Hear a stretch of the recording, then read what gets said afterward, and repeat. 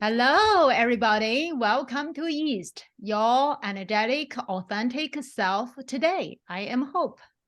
This is Joy. This is Sheila. Hello, sisters. This is going to be the last episode for year 2022. Can you believe it? Christmas is coming. No, can't believe it. I think I'm ready. Maybe. Oh, wow. Awesome. You are ready. What about you, Joy? I'm ready. Do you see my Christmas tree on my ears? I love that. If that's what makes you ready, I need to go put my Christmas trees on. I am so ready. I love it. You are doing so much better than me. I'm not sure I'm ready because giving gifts is such a big challenge. Well, what makes it a challenge? What makes it a challenge? Do you not think it's a challenge? Well, what gifts you want to buy for everybody? Who do you send a gift to? When do you send to? Do they like it? Do they not? Well, and there's Christmas cards, Right. There's only so many cards to send, and who do you send it to? And how do they know? Definitely. When I say almost ready, I think I'm ready. Definitely a lot of energy around giving, which sounds silly because when you're giving something, that should be it, right? But we can put a lot of thought into, as you said, who do I give it to? Will they like it? What if they don't like it? How will I know if they don't like it? Will they tell me if they don't like it? What if they do tell me that they don't like it? How do I respond to it? Not that I've given any thought to this, right? No, you haven't. It can be a tough thing. Absolutely. So how do we survive this what's your time frame of giving? What's the secret? I believe for me, it's that the age-old saying, right? It's the thought that counts, right? If you believe that and give as much thoughts, whether it's thought, your heart, whatever emotion, feeling that you have tied to it, then you give it and leave it as a gift, right? You're not tied to the outcome as to whether someone likes it, hates it, loves it, gives it 5 stars, 10 stars, 20 stars, whether you hear from them as far as a thank you. You just put as much care and love into it as you want, and then gift it and move on. Sounds like a gift giving. You're done with your job after you give the gift. Yes. It's a thought that you have my sauce, you have my heart, so my job is done. Exactly.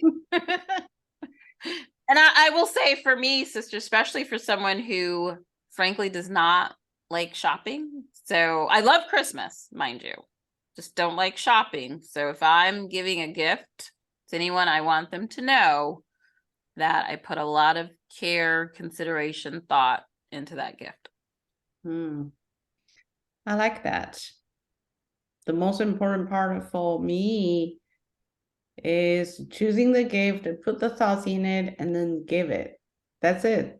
Yeah. So I don't have to worry about if you like it, how much you like it, how much you're going to use it, because we trust our family and friends. They have a choice whether what they wanted to do with it, how much emotions they want to put it. It's all their control. We're done.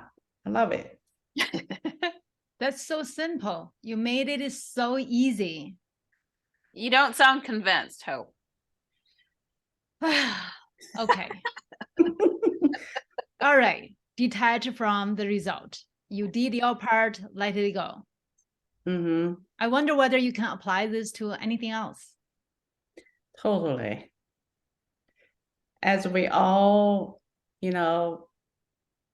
living in the corporate world, interview is probably an easy example to think. Okay, tell me more about that. Yes, do tell. Tell us more. all of us were in the interviews, either being interviewed or interviewing others, both ways, right? Sometimes it's just much easier if we focus on the moment and take this as an opportunity that we get to showcase ourselves and help other people to understand who we are, what we can offer, and maybe share our values and to see if that really fits. And follow the gift giving example. What's in our control is bring the best of ourselves. Whether you can be authentic and show your whole competency, technical leadership, all skills included, that's all in your control. How other people thinking on the other side, we don't know. Who they're looking for, what particularly energy they're looking for, we have no way to know. So I would say if I'm the one being interviewed, focus on the moment, be present, and just showcase who I am, really. That would be the best thing. What do you Wow. think? I think that's awesome. It makes perfect sense. But I do remember the first time 20 plus years ago when I tried to look for my first job, I was nervous, shivering. Certainly, I didn't detach the result because getting a job or not is going to determine my life. Like, am I going to stay? Am I going to leave the state? And a lot of stake in that. So how do you make decision in those scenarios that you feel, I need this job? Well, you need a job, and it's a want. You want a job, and what I often tell myself when interviewing and when I coach others, as an HR professional and as a coach, of one, as we talked about and Joy touched on it, showing up as your authentic self, right? But being confident in who you are, what you know, and what you have accomplished. And those things, also known as knowledge, skills, abilities, and others, those things are what will carry you forward for any opportunity that you truly want. And I'm a firm believer in, yes, you can go to an interview, but how you show up, the energy you bring, those who are interviewing you can pick up on that and will know whether you are that proverbial good fit or the best fit or the right fit, in essence, a fit for the role. Yeah. Certainly. Even though I shared the many, many years ago, my experience, I certainly agree with you. Later on in my career, or when I coach other people, it is all about not only you are being interviewed, you're also interviewing the company. Is that a team that fit my need? Is that a team I would love to work with every single day? Is a company culture fit with what I'm looking for? So don't just looking for a job, looking for a best job. Yeah, that totally makes sense. As I'm thinking, detach from the outcome in the interview, what we often think is, people would ask why I have to detach from the outcome. I think it's more toward if you're so attached to the outcome that you may not, particular for the outcome that you don't want, that generates the catabolic energy, right? Either like, oh my God, what if I don't get that job? So that trigger your self-doubt, you're nervous, or you worry, or you start judging others, like, okay, why they're not hiring me? Like, I think I'm a perfect candidate. Either way, it doesn't help us to attach ourselves with the potential outcome. As I think in the next layer, detach from the outcome is really, manage our energy, not to get ourselves to be distracted, so we can focus more. That's some, my perspective on that. Well, as Mm. you're talking about that, I think in terms when you are so attached to a job, in essence, a role, even if it's not, even if it's not what you truly want, what you may be good at, you talk about a team environment. Mhm. For me, it comes down to how likely is it that you're showing up as Yeah. your authentic self? Yeah. Because being fully transparent, there have been many jobs that I've interviewed for throughout my career where I felt I needed that job, right? I had to have it. I knew what they were looking for. And was I showing 100% of my authentic self? No, because I probably wouldn't have gotten some of those opportunities. So, but that's where I get in, and it's like, wow, I got it, but this really, it's not for me, right? So the opportunity that I have now, the role that I have, and the fabulous team that I have, it's one where I truly showed up, was probably far more outspoken than I've ever been in any interview that I've had, but I wanted the decision makers within my organization to truly see me. Frankly, I think by showing up as my authentic self, I got those individuals chose to relax and be themselves, and I got to see them for who they are and make a decision. I was not tied to, oh, I got to have this job. It's the pinnacle of my career. It was truly, is this a good fit? And if it didn't feel good, which it did, that's why I took it, then I was willing to walk away and say, hey, there will be another opportunity. But I truly walked away from the multiple interviews that I had as part of this process going, I am showing them who I truly am. And therefore, if they decide to hire me based on that, then they know who they are getting, which is someone who's very talented at what she does, who she is. But once again, I was able, I believe, to see them as who they are. It wasn't this stuffy, uncomfortable type of interview process. It was very relaxed. It was, here's the opportunity, here's who we are, and here's who I am. Let's get to know each other. And, I have the opportunity today. Now, I haven't gone back and asked all the folks that interviewed me if they have any regrets on the hire. I don't think they do. I'm pretty sure they would tell me.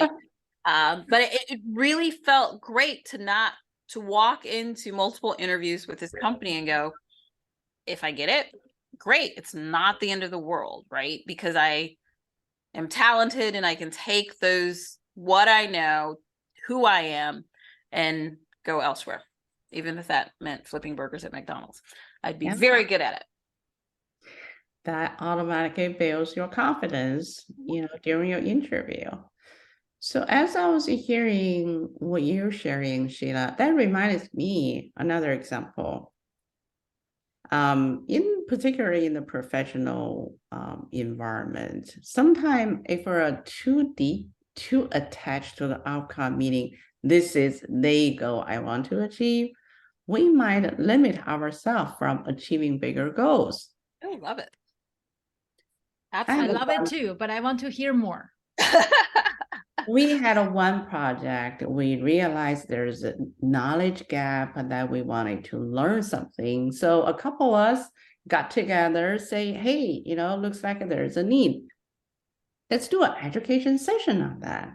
So we put our heads together, we designed the curriculum, and we wrote it out. We thought we had a plan, we executed, just for us to have fun. And, we didn't really set a crystal clear outcome, like this is the metrics we want to hit, how many people need to be there, how many people will read. We did it. Instead, we had so much fun and we so enjoyed the learning. And so many people came over. And remember, that's also overlap at the time when the COVID started. Who can design that? And this become one of the biggest engagement. So it got a lot of attention and people so appreciated the opportunity. because in the middle we were transitioning. We had 2 in-person sessions, then COVID hit, everything shuts down, and we just quickly pitched it to virtual because that was in the planning anyway. Seamless transitioning and kept people together for the next couple of months. Mhm. If we were so attached to the outcome in the beginning, you know, we might just limit ourselves, like, oh my God, what do we do?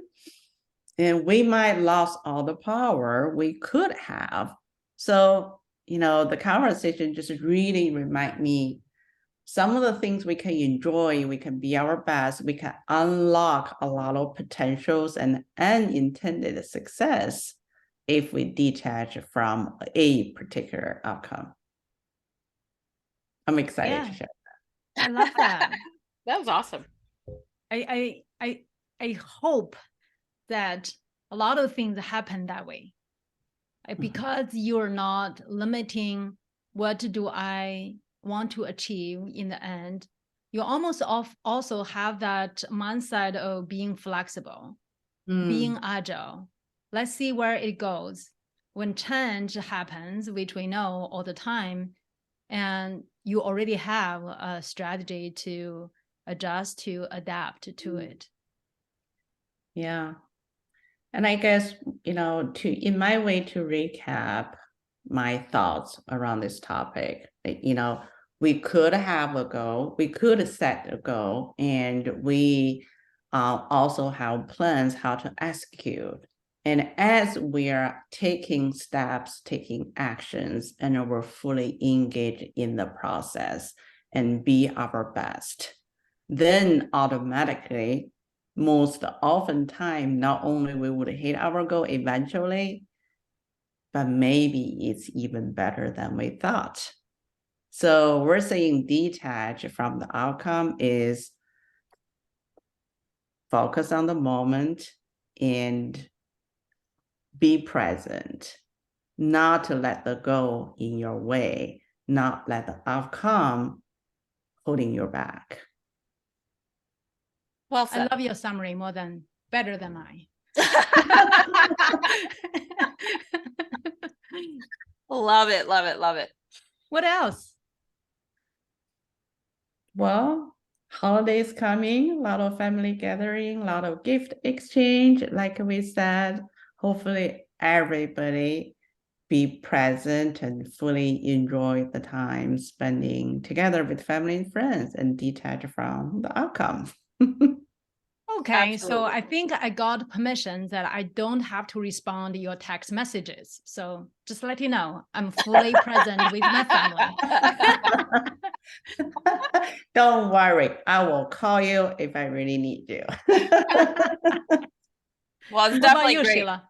Well, I was just gonna kind of, ditto that. It's a great messaging in that as we roll into the holiday season, the new year, when we reflect back, and Joy, you kind of touched on this, the past couple of years, frankly, I guess 3 years, when COVID started making the scene in November, December 2019, especially in China, and we weren't sure what we were going to do. There have been so many people who, and I was one of them, who lost a loved one, during COVID, or, very pre-COVID.